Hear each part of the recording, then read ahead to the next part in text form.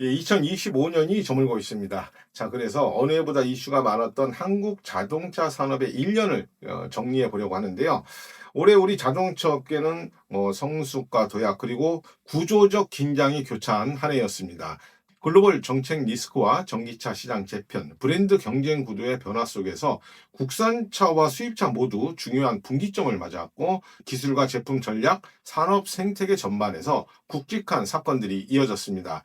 미국발 관세 충격, 또 수입 전기차의 약진, 국산 고성능 브랜드의 정체성 강화, 그리고 목적 기반형 PBV 시대의 본격 개막까지 한국 자동차 산업의 방향을 제시하는 이슈들이 연이어 등장했는데요. 하나하나 간략하게 정리를 해보겠습니다.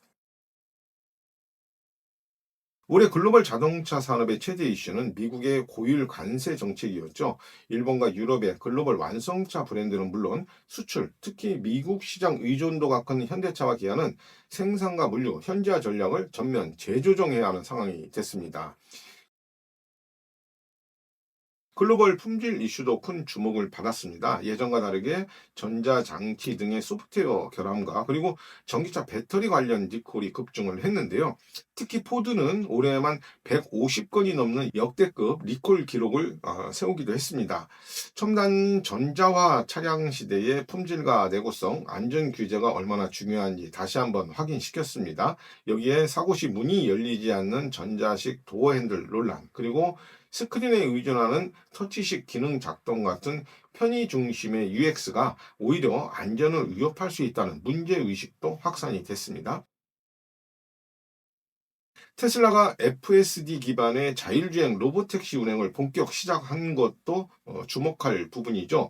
구글 웨이모와 로보택시 경쟁을 벌이면서 먼 얘기로만 생각했던 로보택시의 시대가 성큼 다가왔다는 것을 보여줬는데요. 차량 내부 전자 부품과 통신 모듈을 둘러싼 중국산 전기차의 백도어 가능성 이슈는 산업 전반의 신뢰와 보안 체계를 뒤흔드는 사건이었습니다. 자동차가 곧 IT 보안 제품이라는 인식을 강하게 각인시키는 계기가 됐고요.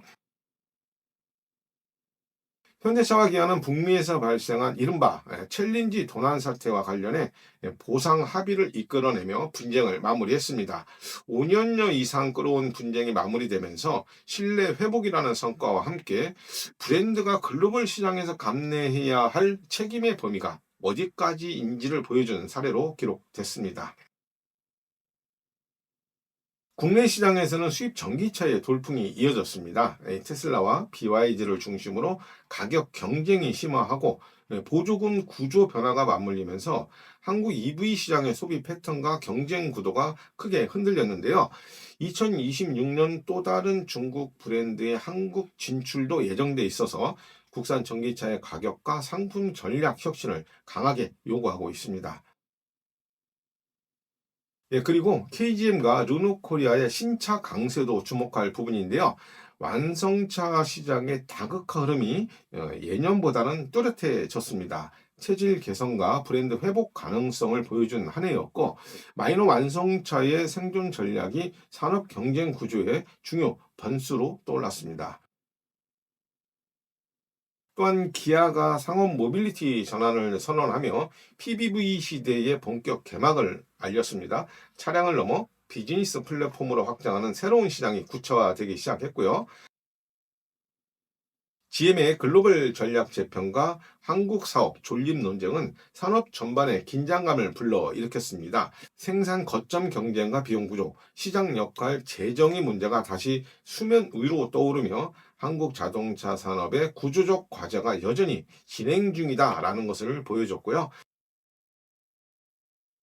그리고 제네시스가 브랜드 10년의 성과를 집약한 고성능 라인업 마그마를 출격시키면서 한국 자동차 퍼포먼스의 정체성을 한 단계 끌어올렸습니다. 마그마는 빠른 차를 넘어 디자인과 감성, 모터스포츠 헤리티지를 결합한 전략으로 글로벌 프리미엄 시장에서 존재감을 강화했고요. 예, 2025년은 기술과 패러다임 그리고 정책 리스크가 동시에 얽혀 있던 전환의 해였습니다.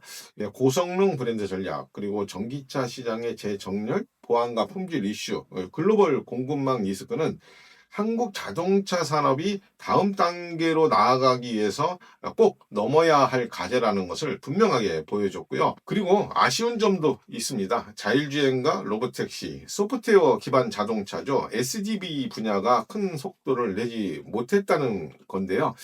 중국과 미국 경쟁사들이 이미 상용화를 진행하는 가운데 국내 산업을 리드해야 할 현대차 그룹은 조직을 제대로 추스리지 못해서 사업에 속도를 내지 못했습니다. 최근에 조직을 다시 재정비하고 내년에는 속도를 낼 것으로 기대가 되고 있는데요. 아무래도 이 자율주행이라든가 소프트웨어 기반 차량의 어떤 경쟁력 같은 것들이 조금 뒤처지고 있다, 이런 지적을 받고 있는데요. 내년에는 더욱 분발을 할 것으로 기대를 해보고요. 자, 이제 결론을 내리면 내년 그리고 이후 전개될 자동차 산업의 방향은 분명합니다. 경쟁은 더욱 치열해지고 기준은 더 엄격해지고 자동차는 이렇게 기술, 서비스, 보안이 결합된 새로운 산업 형태로 진화하고 있는데요. 자동차 산업은 대한민국 경제의 중추이자 국가 경쟁력의 핵심 축이죠. 2026년에는 이런 변화의 흐름 속에서 더 과감하게 가속 페달을 밟아서 산업 전환과 혁신의 속도를 높일 수 있기를 기대해 봅니다. 저는 오태럴드 김흥식 기자였습니다. 감사합니다.